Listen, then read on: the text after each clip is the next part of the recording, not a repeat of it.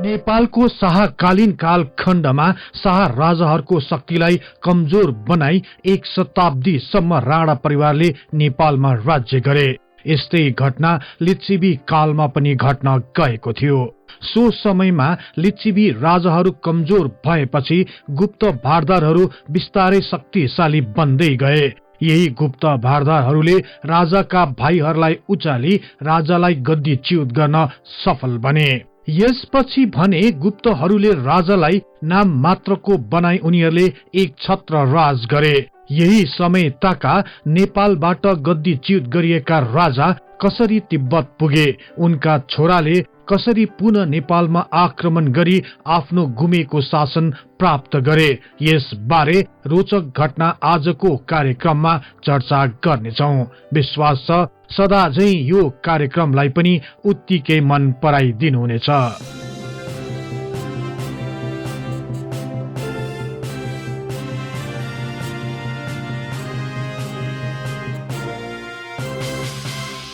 लिच्छवी कालीन इतिहास अझै पनि पूर्ण र स्पष्ट हुन नसकेको भए तापनि प्राप्त केही अभिलेखहरूको आधारमा सो समयको केही तथ्य जानकारीहरू भने थाहा पाउन सकिएको छ। सो प्राप्त अभिलेखका अनुसार किराँती शासन पछि जयदेव लिच्छवी कालीन प्रथम राजा भए। धेरै जसो इतिहासकारहरूका अनुसार उनले ईसाको आरम्भतिर नै नेपालमा लिच्छवी शासन सुरु गरेका थिए। तर राजा जयदेव पछि 12 जना राजाहरू भएको सामान्य जानकारी पाइए तापनि ती राजाहरूको बारेमा त्यति धेरै विवरणहरू भने प्राप्त हुन सकेका छैनन्। तर लिच्छवी कालीन राजा मानदेवको राज्यकालका अभिलेखहरूमा ती 12 जना राजाहरूलाई छोडेर लिच्छवी कालीन राजा वृषदेवको बारेमा केही लेखिएको छ। सो अभिलेखमा यिनै वृषदेव पछि क्रमशः शंकरदेव, धर्मदेव र मानदेवको नाम उल्लेख गरिएको छ। तर उनीहरूको शासन अवधिको निश्चित मिति भने तोकिएको छैन। चाँगु नारायणमा नै प्राप्त अभिलेखलाई उद्धृत गर्ने हो भने राजा धर्मदेव पछि उनका छोरा मानदेव नेपालका राजा भए। केही इतिहासकारहरूले राजा मानदेवको शासनकाल विक्रम सम्वत 521 देखि विक्रम सम्वत 562 सम्म रहेको जनाएका छन् र राजा मानदेवको मृत्यु पछि उनका छोरा महिदेव नेपालका राजा भए। तर महिदेव राजा भएको केही महिना पछि नै उनको मृत्यु भयो। राजा महिदेवको अल्पकालमा नै मृत्यु भएपछि उनका छोरा वसन्तदेव कलिलो उमेरमा नै नेपालका राजा भए। राजा वसन्तदेवले राज्यको दैनिक प्रशासन चलाउन दरबारी मुख्य भारदारको रूपमा रवि गुप्तलाई नियुक्त गरेका थिए। रवि गुप्त बिस्तारै राज्यको शक्तिशाली व्यक्तिको रूपमा स्थापित बन्दै गए। यसपछि उनले राजाको कार्यमा पनि हस्तक्षेप गर्न थाले। राजा वसन्तदेवको आखिरी शासनकाल ताका नेपालमा द्वैत शासनको आरम्भ भयो। राजा वसन्तदेवको विक्रम सम्वत 589 साल ताका मृत्यु भएपछि नेपालमा को राजा भए भन्ने विषयमा अझै पनि अन्योल नै रहेको छ। तर पनि प्राप्त केही अभिलेखहरूबाट राजा वसन्तदेव पछि क्रमशः उदयदेव प्रथम, मनुदेव, वामनदेव, रामदेव, गणदेव, गंगादेव, गुणकामदेव, अमरदेव, मानदेव द्वितीय राजा भए। राजा मानदेव द्वितीय पछि शिवदेव नेपालका राजा भएका थिए। इतिहासकारहरूका अनुसार राजा शिवदेव मानदेव पछिका सबैभन्दा शक्तिशाली लिच्छवी शासक थिए। लिच्छवी दरबारमा पहिलेदेखि नै गुप्त परिवारका सदस्यहरूको विशेष भूमिका रहने भएकोले राजा शिवदेवको पालामा पनि भौम गुप्तले राज्यको शक्तिशाली स्थान प्राप्त गर्न सफल भए। भौमगुप्त राजा शिवदेवका प्रमुख सल्लाहकारका साथै राजकीय प्रमुख प्रशासकको रूपमा कार्य गर्ने भए तापनि राजाका कतिपय कार्यहरूमा उनले हस्तक्षेप गर्ने गर्दथे।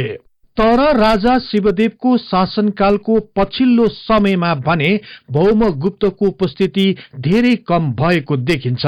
शक्तिशाली भौमगुप्त कसरी ओझेलमा परे भन्ने सन्दर्भमा इतिहासकारहरूले विभिन्न मत प्रस्तुत गरेका छन्। राजकाजमा गुप्तहरू शक्तिशाली भएपछि राजाको अस्तित्वलाई नै उपेक्षा गर्न थालिएको र राजकीय निर्णयमा अनावश्यक हस्तक्षेप हुन थालेपछि राजा शिवदेवले भौमगुप्तलाई पन्छाएका थिए भनी उल्लेख गरिएको छ। यसका साथै राजा शिवदेवले गुप्त परिवारका सदस्य भन्दा बर्मा समूहका सदस्यहरू राजा शिवदेवको अत्यन्त नजिक र विश्वासिलो बन्दै गएपछि गुप्तहरू बिस्तारै ओझेलमा पर्न गएका थिए भनी केही इतिहासकारहरूले उल्लेख गरेका छन्। यसपछि विक्रम सम्वत 662 मा राजा शिवदेवले औपचारिक रूपमा राजकाज त्याग्दै आफ्ना विश्वासपात्र अंशु वर्मालाई राजा बनाए।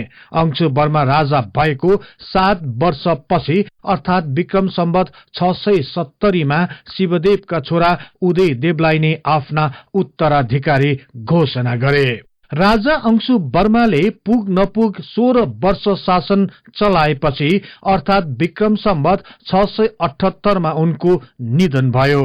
उनी पछि शिवदेवका छोरा उदयदेव नेपालका राजा भए। राजा उदयदेव कमजोर प्रकृतिका राजा थिए। उनी राजा हुने बित्तिकै फेरि गुप्तहरूले दरबारमा आफ्नो शक्ति बलियो बनाउने मौका पाए। गुप्तहरूको बढ्दो शक्ति सामु राजा उदयदेवको केही जोड चलेन। राज्यको महत्वपूर्ण निर्णयहरूमा गुप्तहरूले हस्तक्षेप गर्न थालेपछि गुप्तहरूको नाइके जिष्णु गुप्त र उदयदेवका बीच शक्तिको लागि संघर्ष सुरु भयो। यसरी शक्तिमा आएका जिष्णु गुप्त अंशु वर्माले शासनबाट पन्छाएका भौमगुप्तका नाति थिए। अंशु वर्माको शासनकाल ताका यी गुप्त परिवारको केही जोड चलेन। तर राजा अंशु वर्मा पछि गुप्तहरू फेरि सल बलाए। राज्यको सर्वोच्च शक्ति प्राप्त गर्न गुप्तहरूले उदयदेवका भाइ ध्रुवदेवलाई उचाले। भाइ ध्रुवदेवलाई राजा हुने प्रलोभनमा पारी आफ्ना दाजु अर्थात राजा उदयदेवको विरुद्ध प्रयोग गरे। आफ्नै भाइले भारदरहरूको कुरामा बहकिएर विद्रोह गरिदिँदा राजा उदयदेवलाई नेपालमा टिक्न साह्रै गाह्रो भयो। अन्ततः जिष्णु गुप्तको सहयोगमा भाइ ध्रुवदेवले दाजु उदयदेवलाई राजा भएको 1.5 वर्ष पछि नै राजगद्दी हत्याउन सफल भए। यसरी राज्यच्युत भएपछि उदयदेव सपरिवार नेपालबाट उत्तरतिर लागि शरणको लागि तिब्बती सरकारसँग अनुरोध गरे। तिब्बती राजाले उदयदेवको प्रस्तावलाई सहर्ष स्वीकार गर्दै शरण दिए। यही बेला उदयदेवका नाबालक छोरा नरेन्द्र देव पनि आफ्ना पितासँगै तिब्बततिर गएका थिए। तिब्बतमा निर्वासित भएको केही वर्ष पछि नै उदयदेवको मृत्यु भयो। आफ्नो पिताको मृत्युपछि नरेन्द्र देवले नेपाल फर्किने योजना बुन्न थाले। नेपालमा भने सर्वोच्च राज्य शक्ति उपभोग गरेका जिष्णु गुप्तले राजा ध्रुवदेवलाई नाम मात्रका राजा बनाएका थिए। यसरी जिष्णु गुप्तले राजालाई दबावमा पारी आफ्नै नाममा पनि मुद्राहरू बनाउन लगाए। तर गुप्त परिवारका सदस्यहरूले ध्रुवदेवलाई निरन्तर रूपमा राजा बनाउन चाहेनन्। ध्रुवदेव राजा भएको पुग नपुग 2 वर्ष पछि उनलाई हटाई भीमार्जुन देवलाई राजा बनाए। तर राजा बनाइएका भीमार्जुन देव ध्रुवदेवका को थिए भन्ने सन्दर्भमा भने अझै स्पष्ट हुन सकिरहेको छैन।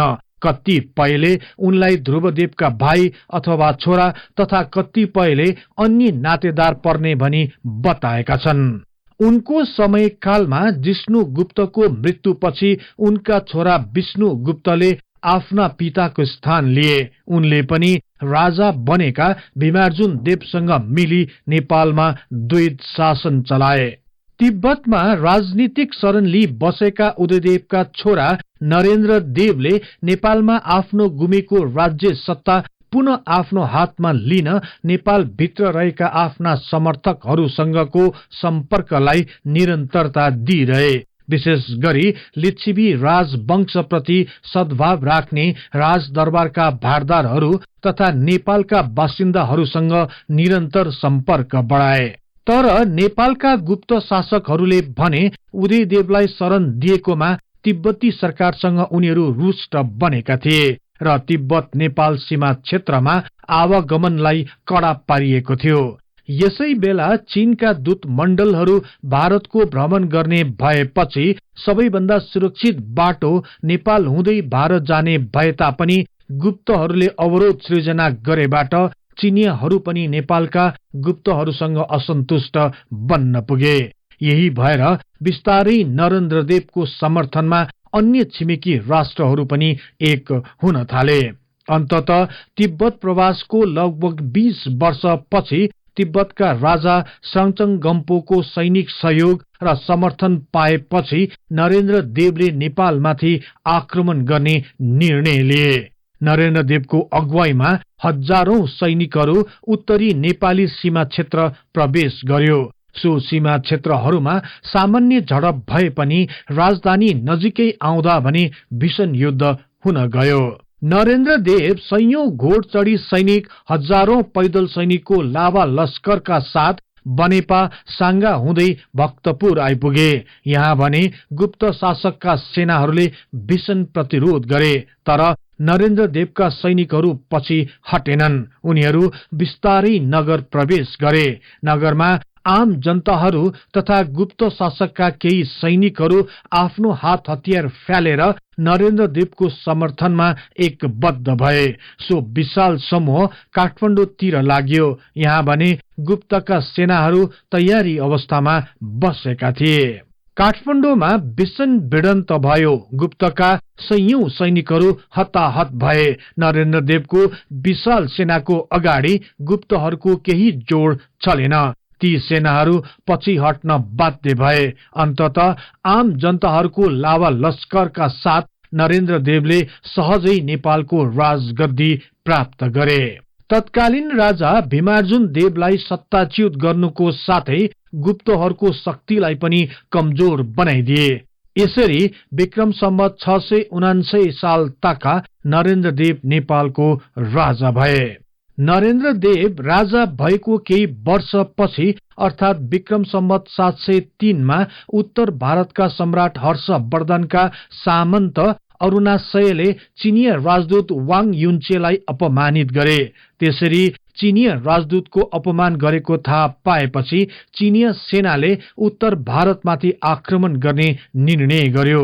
उत्तर भारतका सम्राट हर्षवर्धन पछि सम्राट बनेका अरुणाशयमाथि आक्रमण गर्न नेपालका राजा नरेन्द्रदेवले पनि चीनलाई मद्दत गर्ने निर्णय गर्यो।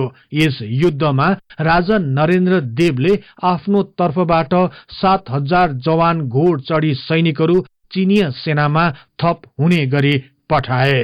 चीन नेपालको संयुक्त सेनाले उत्तर भारतको राजधानी जहाँ अरुणाशय बसेका थिए त्यहाँ 3 दिनसम्म घेराउ गरे।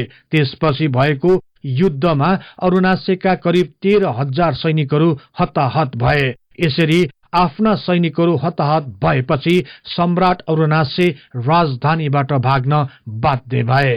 राजा बनेका नरेन्द्रदेव तिब्बतमा रहँदा नै राजकाज सम्बन्धी राम्रो शिक्षा प्राप्त गरेका थिए। सोही ज्ञानलाई सही सदुपयोग गर्दै नेपालमा एक छत्र शान्तिपूर्वक राज गरे। राजा नरेन्द्रदेवले पनि राजा मानदेव र अंशु वर्माले मानगृह र कैलाशकूट भवनको निर्माण गरे जस्तै भद्राधिवास भवनको निर्माण गरे। सो भवन नरेन्द्रदेवले कहिले निर्माण गरे भन्ने स्पष्ट तिथि खुल्न नसके पनि केही इतिहासकारहरूका अनुसार विक्रम सम्वत 716 पछि नै सो भवनको निर्माण भएको थियो भनी अनुमान गरेका छन्। यसरी राजा नरेन्द्रदेवले 36 वर्षसम्म नेपालमा राज गरे। उनले डुब्नै लागेको लिच्छिवी राजवंशलाई पुनः स्थापित गर्न सफल भए। अन्ततः विक्रम सम्वत 736 सालमा राजा नरेन्द्रदेवको मृत्यु भयो। उनका 3 छोराहरू स्कन्ददेव, सौर्यदेव र शिवदेव द्वितीय थिए। तर दुई दाजुहरू स्कन्ददेव र शौर्यदेवको अल्पायुमा नै मृत्यु भएकोले राजा नरेन्द्र देवपछि उनका कान्छा छोरा शिवदेव द्वितीय नेपालका राजा भए।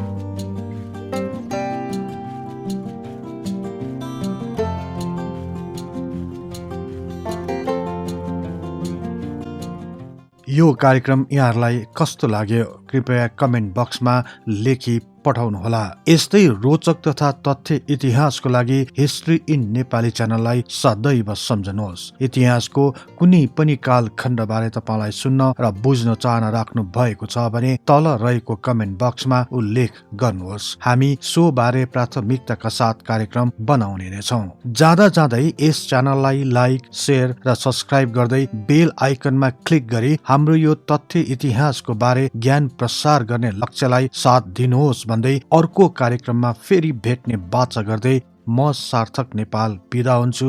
हवस् त, नमस्कार।